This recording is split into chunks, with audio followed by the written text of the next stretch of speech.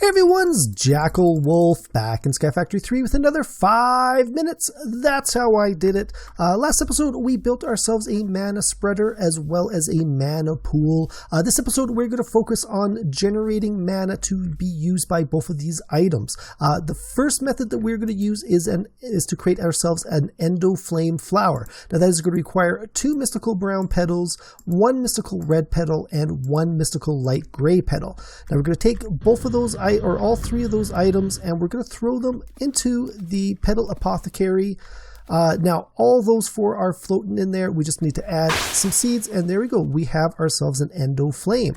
Now the second item that we're going to build is a Hydroangeas. I'm not too sure how the pronunciation goes, but it is going to require 2 mystical blue petals and 2 mystical cyan petals.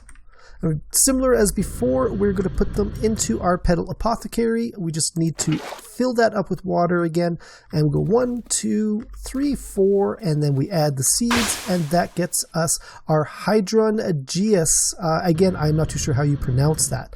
So we're going to take this Endoflame, we're going to place it into our world. Now, how these flowers generate mana is that they burn items with a burn time. So one of the most common items I've got in my world is coal. So anytime a loose piece of coal is thrown in front of them, one of them is going to pick it up and they're going to start burning it. Now, the burn is going to create mana. The mana is going to go into the mana spreader, and as you can see, it has started filling up the mana pool. Now, I could sit here all day and I could throw pieces of coals at these Endoflames, but there is a timing aspect to it where each one does have a little bit of a burn time. So I don't want to be sitting here throwing them one every 2 or 3 minutes. Now I could throw a full stack of something burnable into the area here, but because there is a burn time involved, there's a good chance that that stack will despawn well before everything gets burnt up. So what I want to do is I want to set up a little bit of a dispenser system. To do that, I'm going to create myself a little bit of a timer. To build a timer, I am going to need a machine base. Now that is 3 gold nuggets and 3 stone. We're going to take that machine base, we're going to put it into the crafting table here, and here is our timer. Now, to create the timer, we're going to need 4 redstone, 3 redstone torches, a vanilla clock, and that machine base that I just built. So I'm going to take this timer and I'm going to place it right behind this dispenser here. And one thing to keep in mind is you want your cursor to be really, really close to the edge that is going to take the redstone signal, just like that. Now, this is kicking out things way too quickly, so I'm going to open it up and I'm going to set the delay on it to about 300 ticks.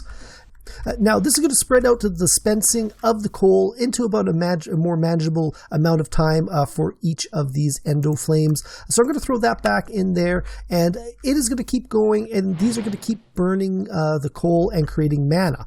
So the second flower of the day is going to be this Hydroangeas. I'm going to plant this guy right here. Now what these guys burn in the world is source blocks of water. So I've got myself set up with a little bit of an exporter here. It's already been set up to export water. What I'm going to need is a way to place that water in the world. So similar to the block placer that we put up into our wither farm, we're going to make ourselves a little bit of a fluid placer. To make a fluid placer, we're going to need an auto placer, which is just 7 pieces of cobblestone, 1 palace crystal, and 1 basic coil. We're going to take that, we're going to place it into a crafting table right here in the middle, and that is going to get us our fluid placer, which again is going to be 2 empty buckets and 1 auto placer.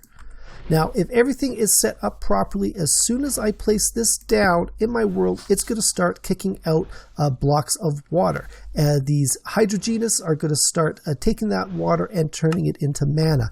Now, the conversion rate for the Hydroangeas is not quite as good as for the Endoflame, but it is really simple just to kick out blocks of water in the world. So it is a little bit of a balancing act, I think.